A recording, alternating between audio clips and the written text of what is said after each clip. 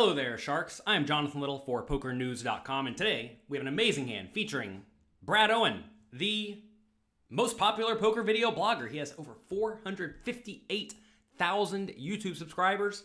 He is absolutely smashing it. He lives in Las Vegas, but travels all around. And today he's playing against a mystery opponent, who I'm going to reveal in just a second. Do you know who it is?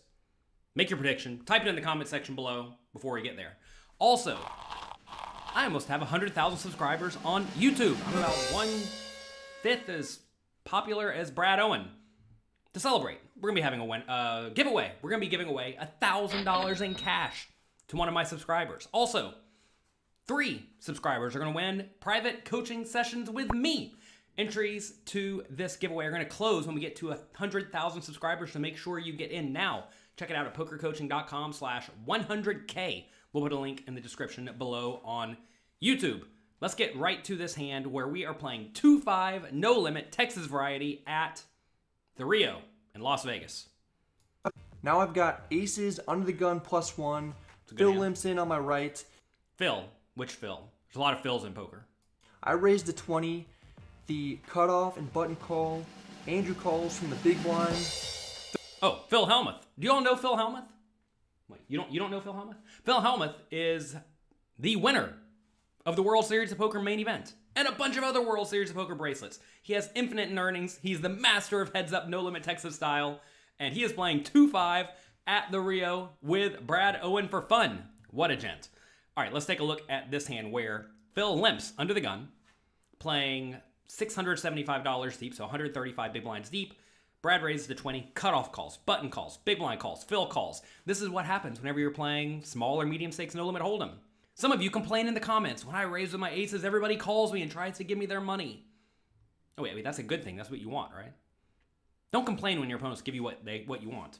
All right, we're gonna see a flop 5 ways. Here we go. Phil comes along as well. The flop comes queen 10-4 with 2 hearts. It's check to me. I bet small and put out 35. All right. Queen 10-4, there it goes. You can see it. If you're listening to this, by the way, on my audio podcast, make sure you check out my YouTube channel at youtube.com/pokercoaching. Right here, we have the top pair, which is almost certainly good, but the board is very coordinated. This is a spot where, from a GTO point of view, you probably do want to bet on the smaller side just because you have what is very likely the best hand. You're betting with a pretty strong range, and your opponents are usually going to be in pretty bad shape. That said, exploitatively in small stakes, no limit hold'em, I think a better play is to just bet on the big side. In this scenario, the pot's $100. I would go ahead and bet something like $70 because no one's going to fold a queen, no one's going to fold a 10, and no one's going to fold a draw. And if they have some garbage like pocket 6s, they're probably going to fold anyway to any bet. So I'd rather just get more money in when I'm in good shape. And a nice benefit of betting bigger is that usually when your opponents do raise you when you bet big, you actually can make a reasonable fold. Because when they're going to raise you, then it's going to be mostly just really good top pairs and better. And you lose to a lot of that, right? You lose to 2 pairs, you lose to sets, and the draws have very good equity against you. When you bet small like 35, you're kind of in a tough spot whenever you get raised because you're not sure if your opponents are going to be raising with stuff like Queen Jack because they think it's the best hand, right? As you play in a more polarized manner, usually that's going to result in your opponents playing a little bit more cautiously against you just because you could be sitting here with pocket queens or pocket 10s or queen 10 suited, right? So they have to be very, very cautious raising in that scenario. But when you bet 35, they may stick around a little bit wider, which is fine and good, but you're in a tough spot if you do get raised, and sometimes people will splash around and put in a raise to $100 here, and then it's pretty nasty. Whatever, though. Brad goes for the more GTO approach. He goes for the $35 bet. I think that's fine and good. Let's see what happens. Folds to Phil. Let's see what he does. I'm gonna raise it. I'm gonna raise 130. Calls and then raises. I've got a very tough decision now. We have a very tough decision now. We have $500 behind in this scenario with pocket aces against Phil Hellmuth, the World Series of Poker master. Man, oh man, what a spot. What do you do in this scenario? I want you to take a second and think about this spot.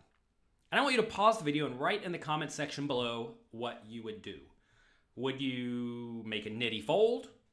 Would you call and then get it in on safe turns? That's going to be what? A non-heart for sure. And then I guess a king's pretty bad, queen's bad, jack's bad, and 9 is bad. You getting it in on those cards? Are we calling getting it in on any card on the turn? Or are we going to rip it in his face right now and plow it all in? Pause the video and write what you would do in the comment section below.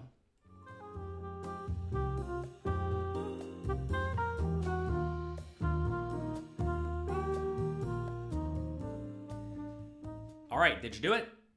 I hope so. Going through this active learning process is going to go a long way to helping you improve your poker skills. If you want to keep testing your skills right now, I have another cash game quiz available for you with 10 questions that, well, almost no one can get right. See if you can do it. Check it out at pokercoaching.com/cash quiz. This is a tough spot. Tougher than it may seem because we bet into 4 opponents and then someone raised. And it's Phil Hellmuth. And we're on a video blog. So look, I know that the video bloggers get a little bit more action than most people because people want to make their video blog. That said, does Phil Hellmuth worry about that? I don't know. So the way you want to go about analyzing the spot, to some extent, this is not 100% the most precise way because you just run it through a solver, but if you want to use a simple free program like Equilab, give yourself pocket aces, give yourself the correct aces. We have ace of diamonds, ace of clubs.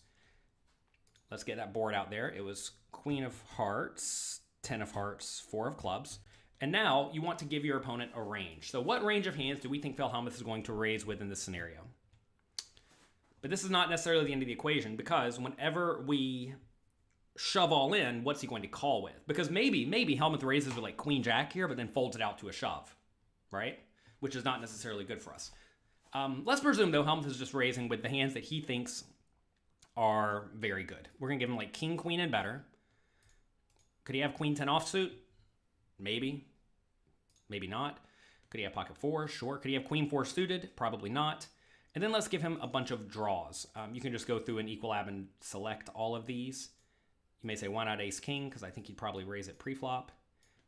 You can go through and you can select all of these and it will remove the ones that are not available because the board is like, you can't have the 10 of hearts, right? So it'll just naturally remove those. So you don't have to worry about going through and not selecting the 10 of hearts here. Makes it easy for you. All right, now we click evaluate. How do we do against good made hands, king, queen, and better, and flush draws? As you can see, 53%. Can't really fold there. The problem, though, is that maybe he folds out king, queen to a shove, which in that case we win the pot, which is not the end of the world, but we're still not loving it, right? Let's actually remove king, queen, because maybe he doesn't raise king, queen to begin with. And let's remove some of these weaker flush draws because maybe Phil doesn't play these hands in this manner. Remember, he limped called under the gun, right? So you got to think he's going to be a little bit more condensed in terms of his hand range. So he probably doesn't have a whole lot of really good hands here. Like ace queen may not even be in his range. Queens may not even be in his range, right? Let's take a look at this range. How do we do against this? See, now 45%, but still fine because the pot's already kind of big, right? In this scenario, we're putting in 500 to win 13 when he calls us. Let's get out the calculator. 5 divided by 13 equals. That means when we do get all in, we only need to win 38% of the time or 39% of the time. So this is a spot where like you have to have a pretty good read that Hellmuth just has a good hand in order for you to be willing to make a fold here. That's what you want to look at, right? You want to look at, is it reasonable to ever make a fold in this scenario? What if Hellmuth does this, where now we're thinking he's even more condensed, where he's limping suited aces, limping these types of hands. Maybe doesn't limp pocket 10s to begin with. Now we're down to 37%. Not so good, right? This has us getting it in against queen jack is probably not possible, but essentially just like ace high flush draws, king high, a good reasonable king high flush draws. Jack 10 is also not possible, so we can just remove it. Low flush draws, and then queen 10 and pocket 10s. Maybe he doesn't have pocket 10s because he raises it. Maybe we're looking at this. We're at 41%, which is like barely okay. So essentially, you want to know Hellmuth is getting it in with wider than this, right? You also want to know he does not have queens. That would be ideal. And you also want to know he's not going to check raise a hand like king queen or ace queen and then just get his money in, which maybe he does, maybe he doesn't. I just realized this was off the screen. I apologize. YouTube pro over here. I know that you would think by this wildly high quality show that YouTube pays me to be here, but you'd be wrong. Make sure you check out pokercoaching.com/free. All right.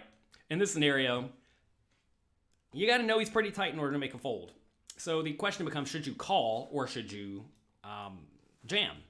If you jam, will he call it off with these flush draws? It doesn't really matter because he's going to be getting pretty good pot odds, so it doesn't really matter in that case. He's obviously going to call the nuts. So I think the play here is actually to call and then get it in on a safe turn. He could also have king jack, right? I guess we could give him a king jack for the open-ended. Jack 9 for open-ended. Obviously, that's going to make it a little bit better for us. Bumps us up a lot if he has all the king jacks. As you see, as you add more and more reasonable hands, it just gets better and better, especially if he doesn't have queens or tens in his range, right? The fact that we think he probably doesn't have queens and tens, because remember, he just limped and called multi-way. That doesn't really sound like Phil Hellmuth. With queens or tens, makes this probably a spot where it's fine to call and then get it in. And the reason you don't want to shove immediately is because when he does have a flush draw, he's going to like call it off and he's not really making any sort of giant blunder. Whereas if you do call and the turn's a flush card, then you can fold because you lose to his entire range. And if you get a safe card, you can reasonably get it in because you're in good shape. That's what I would do. I would call and then get it in on these safe turns. He is going to show up with pocket fours sometimes, maybe pocket tens, maybe queen 10 offsuit even. But I think you got to get it in without some sort of really, really good read. Interesting to note, there are some players in the spot that literally don't check raise with draws. Okay, let's presume he does not check raise with draws. Or the draws he is going to check raise are going to be like really good ones, like king 9 of hearts, right? Let's take away all these flush draws. Maybe he has like ace 4 of hearts. Pair and flush draw, right? Maybe he does that. Let's give him just a really, really nitty range. I want to show you what happens if his range is actually nitty. If we give him that, maybe he has jack 9 suited, let's just say. If he has a really strong range, though, you see we're actually in fold territory, right? If we take away jack 9, it gets even worse, right? Down to 28, 29%. So the only way you can fold here is if you have spot-on reads on Phil Hellmuth, the live pro, who can dodge bullets, baby. And he does not overvalue the king-queen or the ace-queen, and he does not raise with too many draws. I will say, every time I play with Phil Hellmuth, he just shows up with the nuts, especially in spots where he like should be strong. Like right here, it's kind of ridiculous to bluff in this spot because remember, it went limp, raise, call, call, call, call.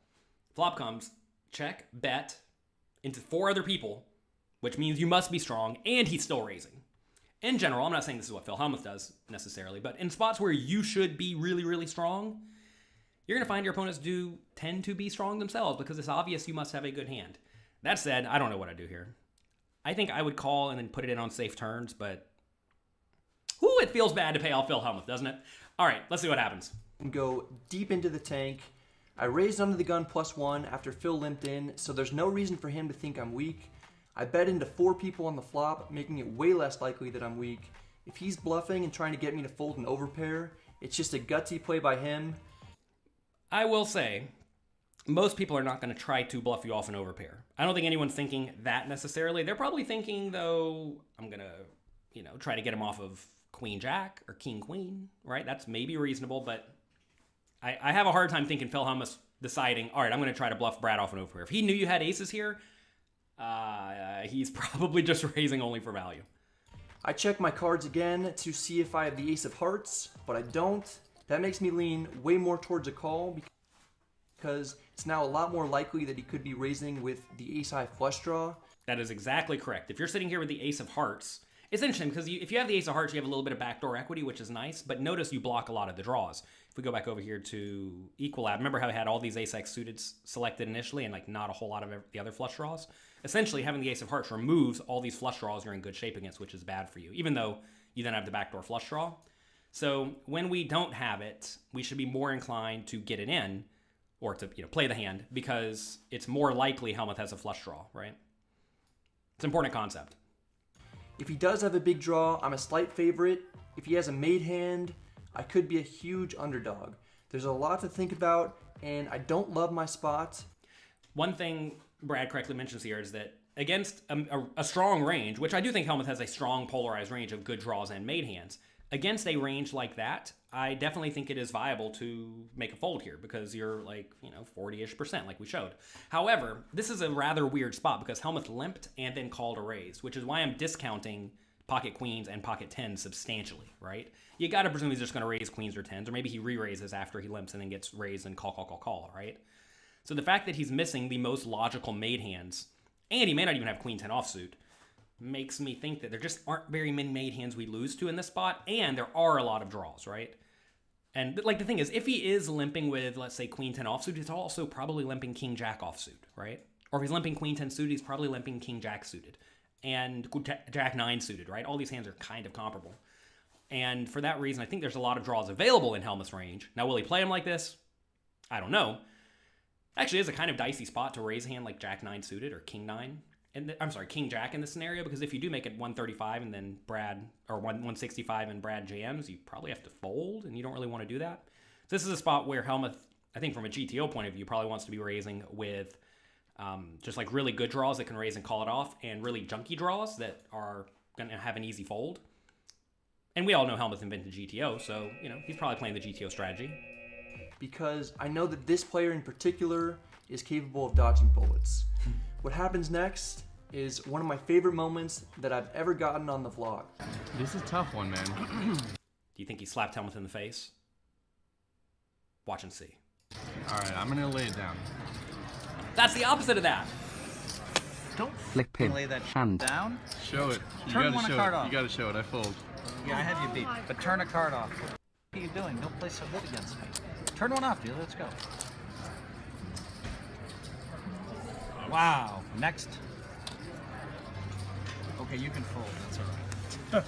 You would've won, so. Queen 10. So very good. That fold was too good. I wasn't expecting that. Like, you won that hand. Even though you would have ended up winning the money, you would have gotten it all really bad. But you saved your stack instead of just giving Philhelm you 600 or 700 with aces, like the rest of them would have done, like the world would have done. You somehow, like he would have 100% have done. Alex admits I would not it. have done that. You would have folded aces.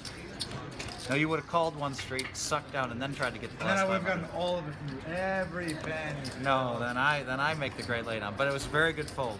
Max credit. Very good fold, max credit. If you can find a way to lay down bullets, well, you can dodge the hands that beat bullets, baby. Nice read by Brad. Super read. He has the white magic power just like Phil Hellmuth. Read him like a book. That's going to be it for today. I hope you all enjoyed this video. Again, we're having a big giveaway whenever I get to 100,000 subscribers on YouTube. Make sure you check it out at pokercoaching.com/100K to get in the giveaway to win $1,000 cash, coaching with me, and a whole lot more.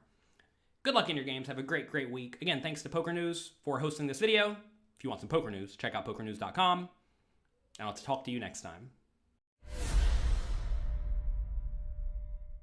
Howdy, partners. Station Master Little here with a public service announcement. It's come to my attention that a few of you have become extreme calling stations. Now, I love calling. I'm the station master after all. But you can't call with queen high every time. Sometimes you have to fold. Click subscribe to make sure you don't become a superstation.